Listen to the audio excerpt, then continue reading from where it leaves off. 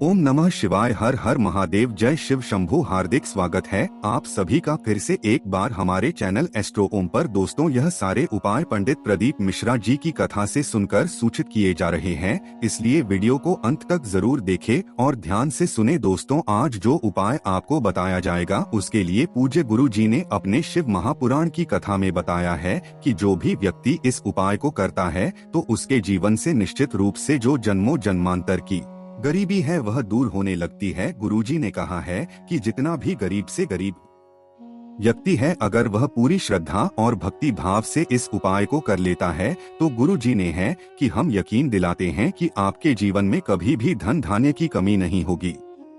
देखिए, यह उपाय इसीलिए विशेष हो जाता है क्योंकि यह अधिक मास की पंचमी पर किए जाने वाला विशेष उपाय है।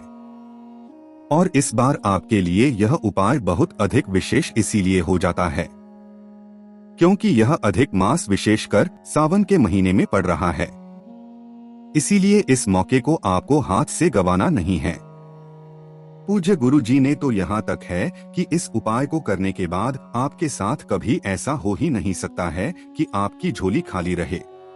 देखिए दोस्तों, पूज्य गुरु जी की कथा को सुन करके और समझ करके ही आपको समझाने का पूरा प्रयास करूंगा। लेकिन दोस्तों, वीडियो में आगे बढ़ने से पहले वीडियो को लाइक करें और यदि आप भगवान शिव के अनंत भक्त हैं तो हमारे चैनल को सब्सक्राइब जरूर करें। देखिए, इस वीडियो में हम पूज्य गुरु जी द्वारा बताए गए दो मुख्य उपायों के बारे में बात करेंगे। इनमें से जो भी उपाय आपको उचित और सरल लगे वह उपाय आप कर सकते हैं। चलिए दोस्तों, बात करते हैं पूज्य गुरु जी द्वारा बताए गए पहले महा उपाय की। तो इस उपाय को करने के लिए सबसे पहले आपको मात्र थोड़ा सा घी लेना है। आपको मात्र कुछ बूंदे ही घी की लेनी है। अगर आपके पास गाय का देसी शुद्ध घी मिल जाता है तो यह आपके उपाय के लिए सबसे सर्वोच्च सिद्ध होने वाला है। अगर आपको गाय का घी नहीं मिल पाता है तो आप शुद्ध देसी घी का प्रयोग कर सकते हैं। घी को लेते समय आपको ध्यान रखना है कि घी झूठा नहीं होना चाहिए, शुद्ध और साफ होना चाहिए। इसी के साथ आपको मात्र एक प्यार से बेलपत्र ले लेनी है। बेलपत्र कहीं से भी कटिफ्टी नहीं होनी चाहिए और बेलपत्र के अंत में जो डूट होती है, जो गांठ होती है, उसे भी आपको हटा देना है। अगर आपके पास बेलपत्र नहीं है तो आप शिवलिंग पर चढ़ी हुई बेलपत्र को पुनः साफ सुथरे पानी होकर के पुनः उपयोग कर सकते हैं। फिर इसी के साथ आपको मात्र एक लोटा जल ले लेना है। जल आपको तांबे के पात्र के अंदर ही लेना है और यह जो जल है आपको अपने घर से ही लेना है। अब दोस्तों, यह तीनों सामग्री लेकर के पहुंच जाना है आपको भगवान शिव के मंदिर में। देखिए दोस्तों, इस उपाय को आप सुबह से लेकर के शाम तक किसी भी समय कर सकते हैं। देखिए दोस्तों, सबसे पहले जो हमारे पास एक तांबे के पात्र के अंदर शुद्ध जल है उसे आपको भगवान शिव के शिवलिंग पर धीरे धीरे समर्पित कर देना है। जल समर्पित करते समय आपको लगातार शिव महापुराण के मूल मंत्र श्री शिवाय नमस्तु भयंकर इस मंत्र का जाप करते रहना है। गुरु जी ने कहा है कि जल आपको इतने धीरे समर्पित करना है कि जल समर्पित करते हुए आप कुल 11 बार श्री शिवाय नमस्तु भयंकर इस मंत्र का जाप कर सकें।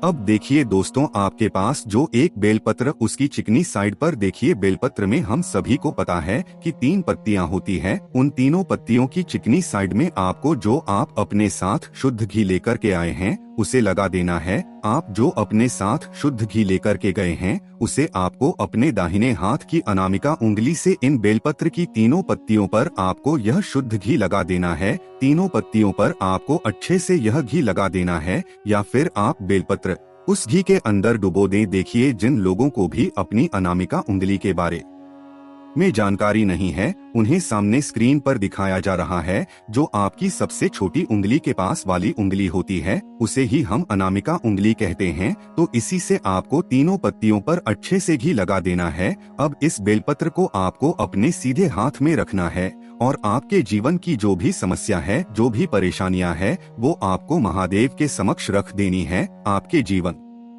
कष्ट चल रहे हैं उन्हें समाप्त करने के लिए आपको महादेव से प्रार्थना करनी है, या फिर आपके जीवन में जो आर्थिक समस्याएं चल रही है उन्हें दूर करने के लिए आपको प्रार्थना कर लेनी है, या फिर आपके जीवन की कोई भी ऐसी मनोकामना है जो परिपूर्ण नहीं हो पा रही है तो उसे पूर्ण करने के लिए आपको प्रार्थना कर लेनी है। फिर यह जो एक बेलपत्र है आपको भगवान शिव के शिवलिंग पर समर्पित कर देना है। आपको ध्यान रखना है कि बेलपत्र की जो डंडी है वह आपको क्यों रखना है और बेलपत्र की जिस साइड पर आपने घी लगाया है वह शिवलिंग से स्पर्श होना चाहिए। इस प्रकार से ही आपको यह बेलपत्र समर्पित करना है। गुरु जी कहते हैं कि पंचमी तिथि पर पीली वस्तुओं से किए गए उपाय से महादेव अत्यधिक प्रसन्न होकर के हमारी सारी समस्याओं को दूर करते हैं। अब दोस्तों हम बात कर लेते हैं पूज्य गुरु जी द्वारा बताए गए दूसरे महा उपाय के बारे में। देखिए, दूसरा उपाय भी उन लोगों को ही करना है जिनके जीवन में कोई आर्थिक संकट चल रहा है, या फिर उनकी कोई मनोकामना है, या फिर उनका जो व्यापार है वह अच्छे से नहीं चल पा रहा है।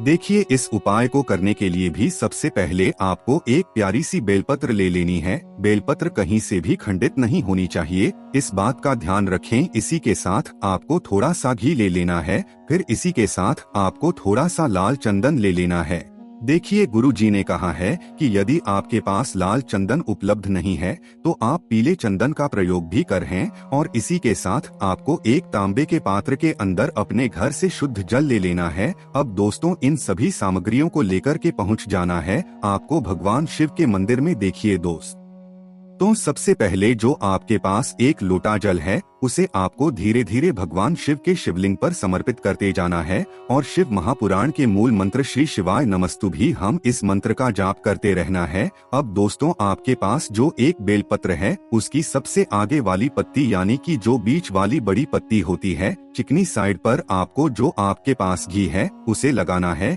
यानी कि बीच वाली बड़ी पत्ती पर आपको अच्छे से घी लगा देना है, और नीचे की जो दो पत्तियां है उनकी आपको चिकनी साइड पर लाल चंदन लगा देना है। देखिए, यदि आपके पास लाल चंदन या फिर पीला चंदन पाउडर के रूप में है तो उसे आपको थोड़ा सा गीला करना है, और उसके बाद आपको बेलपत्र की दोनों पत्तियों पर ये चंदन अच्छे से लगा देना है। अब चंदन और घी से इससे बेलपत्र को तैयार करने के बाद इसे आपको अपने सीधे हाथ में रख लेना है, और आपकी जो भी कामना है उसे बोलते हुए तथा आपके जीवन में जो आर्थिक संकट चल रहे हैं या फिर आपके जीवन में जो भी कष्ट चल रहे हैं उन्हें दूर करने की प्रार्थना करते हुए यह जो एक बेलपत्र है आपको माता अशोक सुंदरी वाले स्थान पर समर्पित कर देना है। देखिए दोस्तों, यदि आपको माता अशोक सुंदरी के स्थान के बारे में जानकारी नहीं है तो सामने आपको स्क्रीन पर दिखाया जा रहा है जलाधारी के जो बीचों बीच स्थान होता है उसे ही हम माता अशोक का स्थान कहते हैं।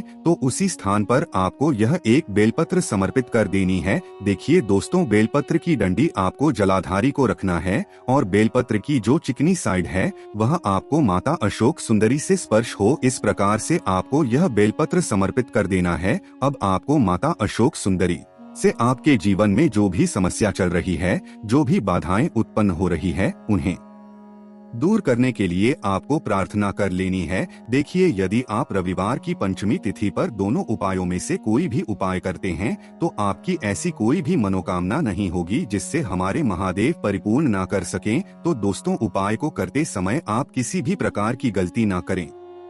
ओम नमः शिवाय। हर हर महादेव। जय शिव शंभू।